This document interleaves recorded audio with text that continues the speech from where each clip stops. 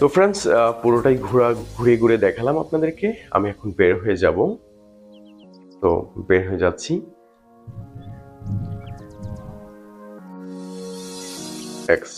আমি বের হয়ে গেলাম। এই যে দেখুন সামনের অংশটা, এই সামনের অংশটা।